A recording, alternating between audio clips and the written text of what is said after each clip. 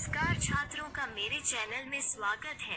आज हम आपकी हिंदी पाठ्य पुस्तक कक्षा 7 पाठ संख्या 6 पृथ्वी या अग्नि तक से एक अध्याय सीखने जा रहे हैं। यह पाठ अब्दुल कलाम जी द्वारा लिखा गया है। वो हमारे भारत के राष्ट्रपति थे। आपने उनके बारे में सुना है, इसलिए मैं आपको बताना चाहता हूँ कि ऑन्स अकादमी पर मेरे चैनल को लाइक शेयर सब्सक्राइब करें। तो बिना समय बर्बाद किए चलिए शुरू करते हैं। सुनो, समझो और पढ़ो। 6 पृथ्वी से अग्नि तक। डॉक्टर APJ अब्दुल कलाम 1,51,939 20 जुलाई 2015 रचनाएं अधि की उड़ान हुआ आसमान आदि।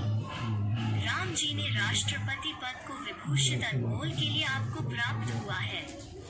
में लेखक ने अब में आने वाली कठिनाइयों के अपरे है। बालासोर में अंतरिम परीक्षण का काम पूरा होने में अभी कम से कम 1 साल की देर थी। हमने पृथ्वी के प्रक्षेपण के लिए श्रीहरिकोटा अंतरिक्ष केंद्र में विशेष सुविधाएं स्थापित की। इनमें से एक लॉन्च पैड, ब्लॉक हाउस, नियंत्रण उपकरण तथा चलित दूरमिति केंद्र शामिल थे। पृथ्वी उपग्रह को 25 फरवरी 1988 को सुबह 11:23 पर छोड़ा गया। यह देश के रॉकेट विज्ञान के इतिहास में एक युगांतरकारी घटना थी। निर्देशित मिसाइलों के क्षेत्र में एक आत्मनिर्भर देश के रूप में उद्भव ने संसार के सभी विकसित देशों की विचलित कर दिया। सामर्थ्यशील नागरिक अंतरिक्ष उद्योग और व्यवहार्य मिसाइल आधारित सुरक्षा प्रणालियों ने भारत को चुनिंदा राष्ट्रों के समूह में पहुंचा दिया था। लेकिन क्या एक पृथ्वी ही पर्याप्त होगा? क्या 4-5 मिसाइल प्रणालियों का स्वदेशी विकास हमें पर्याप्त रूप से ताकतवर बना पाएगा? उसी समय अमी को एक टेक्नोलॉजी प्रदर्शन परियोजना के रूप में विकसित किया जा रहा था। देश के भीतर उपलब्ध समस्त संसाधनों को दांव पर लगाकर यही एक उत्तर था।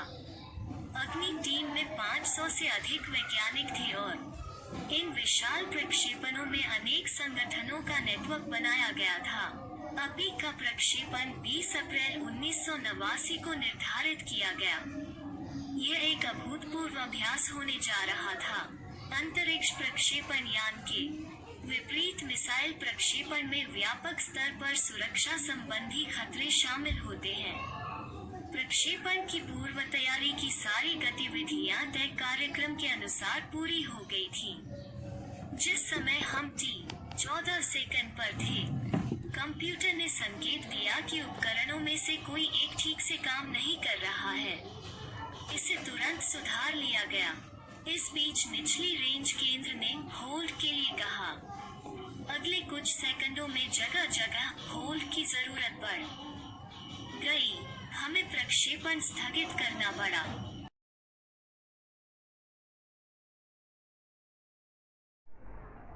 मैं अपनी टीम के सदस्यों से मिलने गया, जो सदमे और शोक की हालत में थे।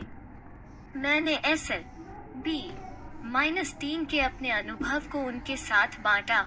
मेरा प्रक्षेपण वाहन तो गिरकर समुद्र में खो गया था, लेकिन उसकी वापसी सफलता के साथ हुई। आपकी मिसाइल अभी तक आपके सामने है। वास्तव में आपने कुछ भी ऐसा नहीं खोया है जिसे 1-2 हफ्तों के काम से सुधारा न जा सके। इस विवरण ने उन्हें जड़ता की हालत से झकझोरकर बाहर निकाल लिया और सारी की सारी टीम उपप्रणालियों की जांच और उन्हें ठीक करने के काम में से जुट गई। अगले 10 दिन तक दिन रात चले विस्तृत विश्लेषण के बाद हमारे वैज्ञानिकों ने मिसाइल को 1 मई 1989 को प्रक्षेपण के लिए तैयार कर लिया। लेकिन स्वचालित कंप्यूटर जांच अवधि के दौरान T-10 सेकंड पर एक होल्ड का संकेत दिखाई पड़ा। प्रक्षेपण फिर एक बार स्थगित करना पड़ा। रॉकेट विज्ञान के क्षेत्र में इस तरह की चीजें बहुत आम हैं और अक्सर अन्य देशों में भी होती रहती हैं। मैंने DRDLRCI परिवार के 2000 से भी अधिक सदस्यों को संबोधित किया। बहुत मुश्किल से ही कभी किसी प्रयोगशाला या R&D संस्थान को देश में पहली बार अग्नि जैसी प्रणाली विकसित करने का अवसर मिलता है। यह महान अवसर हमें दिया गया है। स्वाभाविक रूप से बड़े अवसर अपने साथ बराबर की चुनौतियां लेकर आते हैं। हमें हिम्मत नहीं हारनी चाहिए। समस्याओं को हमें हराने का मौका नहीं देना चाहिए। देश को हमसे सफलता से कम कुछ भी पाने का अधिकार नहीं है। आइए सफलता को लक्ष्य बनाएं। अपना संबोधन लगभग खत्म कर चुका था कि मैंने लोगों को कहते हुए पाया, मैं आपसे वादा करता हूँ, महीने के खत्म होने के पहले ही अग्नि का कामयाबी से प्रक्षेपण करने के बाद हम यहाँ वापस मिलेंगे। ये किसी आश्चर्य से कम नहीं था कि कैसे सैकड़ों कर्मचारियों ने लगातार काम करके प्रणाली की तैयारी का काम स्वीकार्यता परीक्षणों सहित केवल 10 दिन में पूरा कर डाला। लेकिन अब बाधाएं पैदा करने की बारी विपरीत मौसम की थी। एक चक्रवात का खतरा मंडरा रहा था। सभी कार्य केंद्र उपग्रह संचार के जरिए आपस में जुड़े हुए थे। मौसम संबंधी आंकड़े रुक रुक कर आने लगे और 10 मिनट के अंतराल में उनकी बाढ़ सी आ गई। अंततः प्रक्षेपण 22 मई 1989 के रोज निर्धारित किया गया। वो पूर्णिमा की रात थी। ज्वार के कारण लहरें किनारों से टकराकर और अधिक शोर मचा रही थी। क्या हम अग्नि के प्रक्षेपण में कल सफल होंगे? यह सवाल हमारे दिमागों में सबसे ऊपर था, लेकिन हम में से कोई भी उस सुंदर रात के जादू को खंडित करना नहीं चाहता था। एक लंबी खामोशी। सुनो तो जरा, विज्ञान प्रदर्शनी के लिए बनाए गए उपकरण बनाने की विधि एवं उपयोग सुनो और सुनाओ। तोड़ते हुए आखिरकार रक्षा मंत्री महोदय ने मुझसे पूछा, कलाम, कल तुम अग्नि की कामयाबी का जश्न मनाने के लिए मुझसे क्या उपहार चाहोगे? यह एक मामूली सा सवाल था, लेकिन मैं तत्काल इसका कोई भी जवाब नहीं सोच पाया। मैं क्या चाहता था? क्या था जो मेरे पास नहीं था? कौन सी चीज मुझे और खुशी दे सकती थी? और तब मुझे जवाब मिल गया।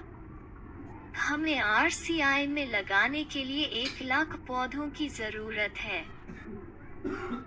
मैंने कहा। अगले दिन सुबह 7:10 पर अग्नि मिसाइल प्रज्वलित हो उठी। यह एक परिपूर्ण प्रक्षेपण था। सभी उड़ान मानक पूरे हुए।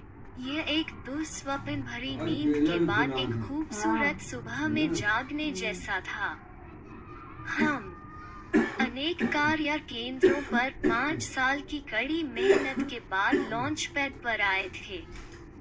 पिछले 5 हफ्तों में गड़बड़ियों की एक श्रृंखला की अग्नि परीक्षा से गुजर रहे थे, लेकिन अंततः हमने यह करके दिखा दिया। यह मेरे जीवन के महानतम क्षणों में से एक था। सिर्फ 600 सेकंड्स की भव्य उड़ान ने हमारी सारी थकान को एक पल में धो डाला। सालों की मेहनत का क्या शानदार नतीजा मिला। www.isro.gov.in